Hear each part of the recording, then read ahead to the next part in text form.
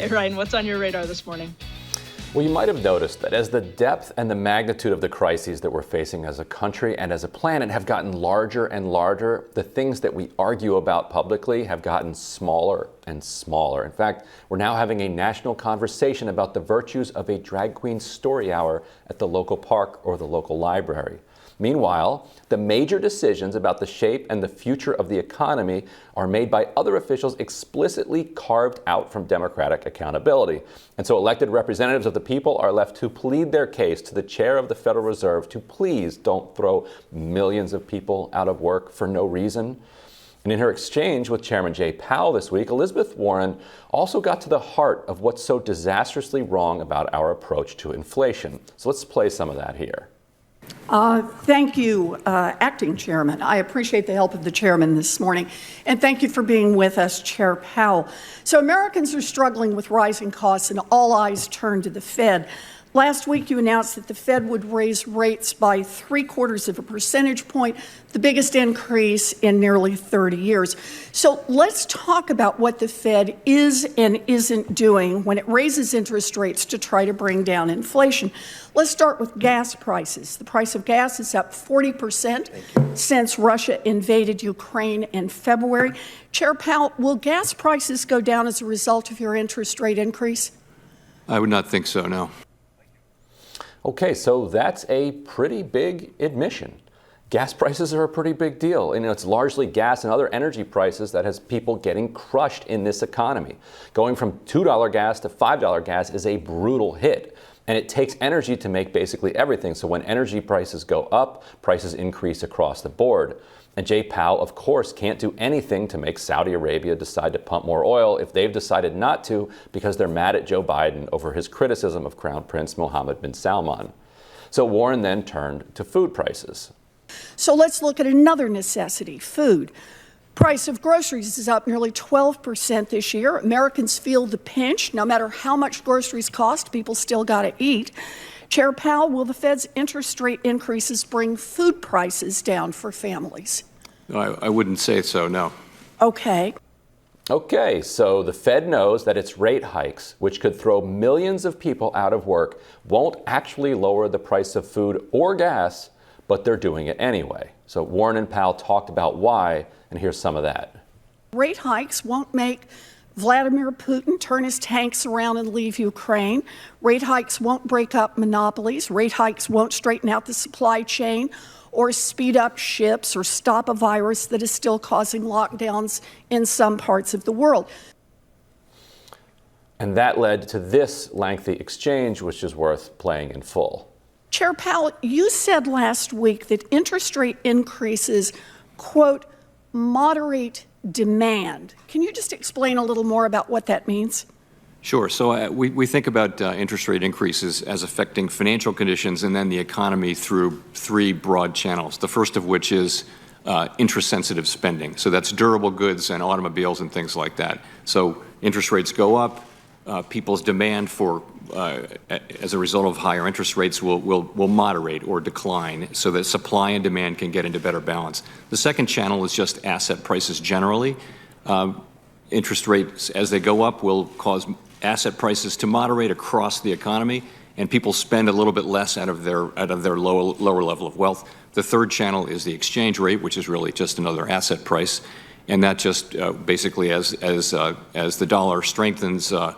As rates go up, the dollar would strengthen, which would tend to drive. So I appreciate this, and I do appreciate the explanation. But let me just see if I can just put a little more plain vanilla explanation of what's going on here. If I understand what you've said and what economists are saying across the board is that when you raise interest rate, there's going to be less money to invest, and that is, it's going to dampen business investment. Is that a fair statement? I think the idea is to moderate demand to invest so that it can be in better balance with supply. Okay. And So the current it's going to make it situation, more, demand is well in excess of supply in some areas of our economy. more expensive to invest, which in turn is going to throw workers out of work. And when they're out of work, they have less money to spend. So I get that rate increases stop companies from spending money to build new plants or to buy new trucks or to hire new people. Right, Chair Powell? When money's more expensive, they're less inclined to do that. I think that's what you just said on asset pricing, right? Well, in the labor market, you have, as you know, you have a situation where there's a shortage of workers, and there are two job vacancies for every person who's actively looking for work. So part of this is to get the labor market back into balance. All right, you hear that? Part of this is to get the labor market back into balance. Let's think about that for a moment. The best thing that has come from this economy is what's called a tight labor market. That's when unemployment is unusually low. In that environment, in order to entice enough workers, companies have to raise wages, they have to offer better benefits and working conditions, they can't sexually harass or discriminate against employees with as much ease as they did in the past because workers can leave and get a new job. In our current political economy, elites refer to that situation as out of balance. The balance that they want is one where there are many applicants for every job. And so raising interest rates will make sure there are fewer jobs, which means that if you start getting uppity at work and making crazy demands like better pay or a union, they can get rid of you and easily replace you. And by the way, here's something for the anti-immigration people to think about. If we really do have a labor shortage, as in there really aren't enough people able to do the jobs that we need filled, then there are two ways you can solve that problem. You can bring in more workers, or you can shrink the economy so there are fewer jobs. If you bring in immigrant workers who are ready to fill those jobs and bring them out of the shadows so they don't undercut wages, then you can continue to grow the economy and continue to have low unemployment. If you keep immigrants out, then you have to raise interest rates and slow down the economy. It's a perfect example of cutting off our nose to spite our face. But at least Jay Powell is admitting exactly what's going on here. Workers, he thinks, have too much power, and capital wants to get things back into balance. So, Emily, this was a pretty clear exchange between Warren and Powell. Powell says, no, what I'm doing isn't going to have any effect on the war in Ukraine. It's not going to have any. It's not going to bring down gas prices. It's not going to bring down food prices, but it will affect the labor market. That's what he's trying to do. So if you think that wages are the only thing driving inflation, then great, crush people's wages, problem solved. But as he's saying, that's not the case.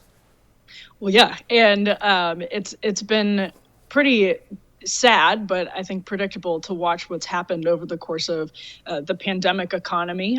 When you see people, especially people who get government money, who get subsidies, then going and passing costs to consumers and just doing buybacks, right? Like reinvesting and just like funging all this money in the investment space. And that's who this is ultimately good for. That's who these economies are ultimately good for. And that's how, even in a time like this, what's the Fed doing? They're doing what's good for investment. And that's not to say investment doesn't have an effect downstream in the economy. Of course it does. But businesses then aren't acting in a way where they actually make the most of how investment can be beneficial to the broader economic ecosystem. It just keeps going into investment. It's a vicious cycle. Yeah, it's really pitiful in a lot of ways. You know, we're facing a problem that he describes as, you know, there's too much demand and not enough supply. If you're the greatest country in the world, you might say, awesome, there are people that are demanding things. Let's figure out innovative ways to produce the supply that is going to meet that demand. Let's build that better country. And instead, our system is like, actually, now, let's not do that. Let's just make it so people have less money. He talks about we're going to wipe out assets, wipe out 401ks so that people have less wealth. And because of that wealth destruction, that's going to produce demand destruction. They won't have as much money. Their wages are going to be lower. They're going to be poorer. And that way, it's okay that we have a supply chain bottlenecks at the ports because people can't afford to buy the things on the ships anyway. So problem solved. So congratulations. Perfect. Yeah. Congratulations. He figured it out. Yeah. If you lower your sights, you can sometimes hit your target. So. No, but that's another great example of the vicious cycle effect. It's just the economy is in the hands of people who continue making the economy good for them. And they think that's sort of the rising tide that lifts all boats because it's worked that way in the past, but it's not how it works anymore because they've now shifted the balance of how the economy works towards just them for the most part. Yep. Anyway, looking forward to what's on your radar up next.